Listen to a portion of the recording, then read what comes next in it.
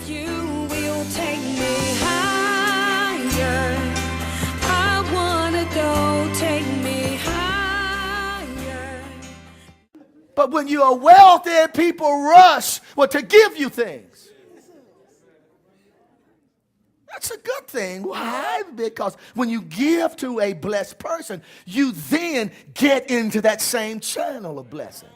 As long as you broke, I can't even sow a lot into your life. Why? Because I reap what I sow. If I sow into brokenness, I get brokenness.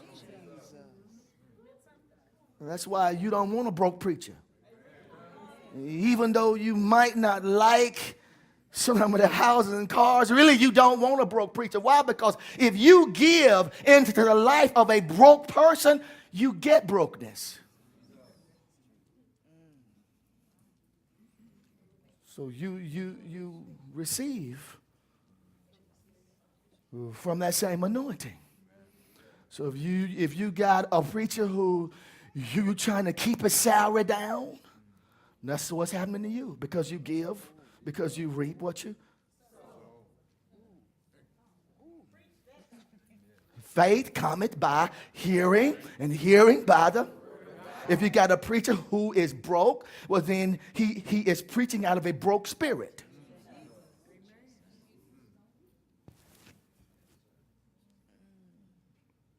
That's not what you want.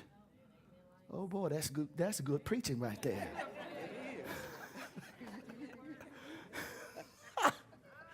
What did it say? And behold, the word of the Lord, with the word of the Lord came unto him, saying, this shall not be thine heir. Be thine heir. He says, listen, he says, your servant shall not be your heir. It means that what you were planning to settle for. And a lot of us as Christians, we've believed for something for so many years, it didn't happen, so now we're settling. I can say this, if you are a single person, never settle. Hallelujah. You are believing for one thing, keep that faith up there. Why? Because if you don't get what you are believing for, even when you marry that person, your heart will still want somebody else. And then you look it in one person's face and you want somebody else. I know nobody else in here is dealing with that. Looking in one person's face and know you miss God. But you settled for it. You say, well, I'm 45. This is the last person that's going to come my way.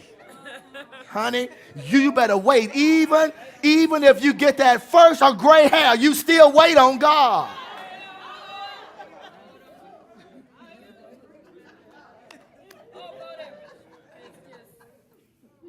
Because, see, I can't help you when you marry the wrong person.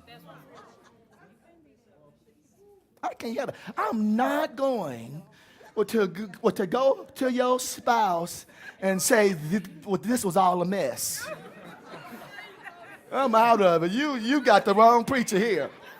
I say, you got the right one, baby. Whoever you married, that's who you got. So take your time. It's better to be alone than to be with the wrong person.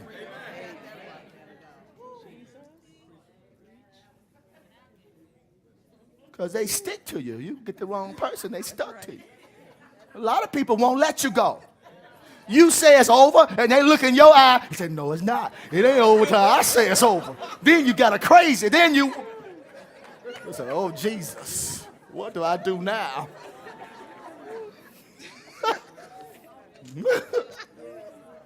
It ain't over. I'm going to stick to you. I'm going to be at your house every day.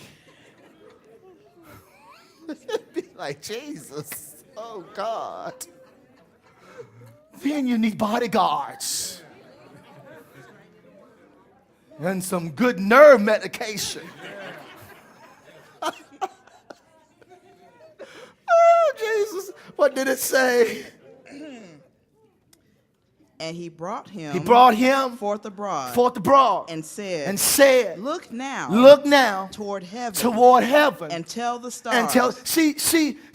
See, when you are at the point of settling for something that's less than what he has for you, he will divert your attention.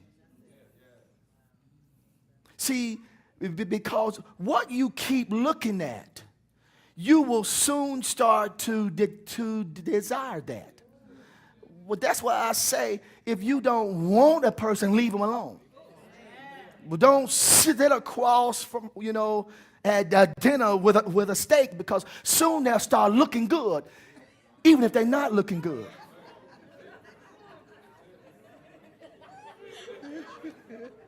What you keep looking at will look better to you.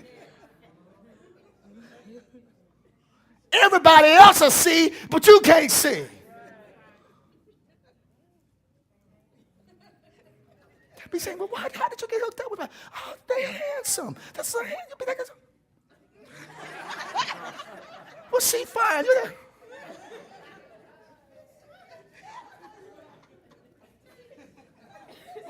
See, because what you place, what you make a covenant with your eyes with, you'll start liking it even if it's unlikable. So that's how folks get hooked up. Well, they took an invitation to a dinner long enough. If it's what you like to eat, if you keep seeing that person's face when you're eating your favorite meal, they just start looking good to you, because then you start associating good food with this person's face.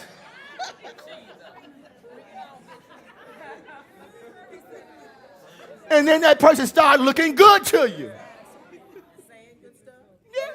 Yeah, compliment you. You start thinking, well, this is good. I like this. But you knew in your heart that that wasn't what you desired. So you get walked into an infatuation. And then when the honeymoon is over, you see Leah.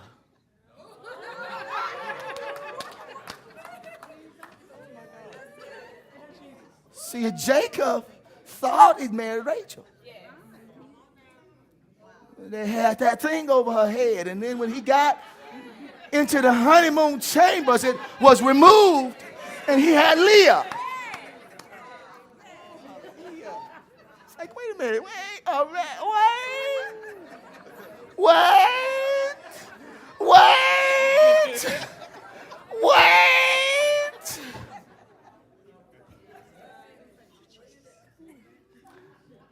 God said, come out.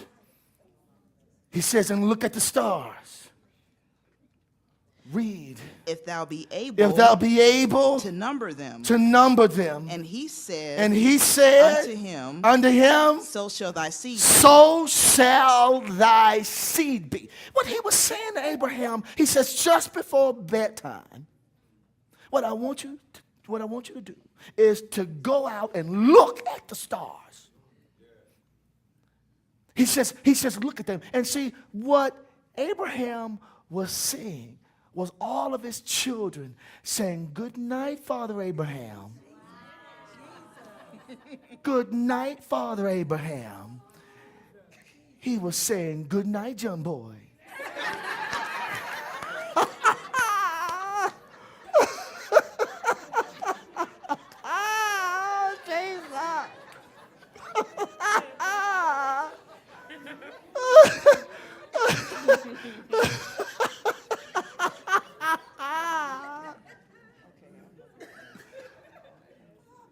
So right before he went in to be with his lovely Sarah, he had communion with his children.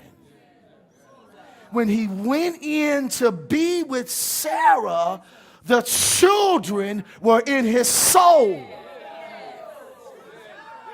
And when he lay with her, they conceived what he saw in the stars.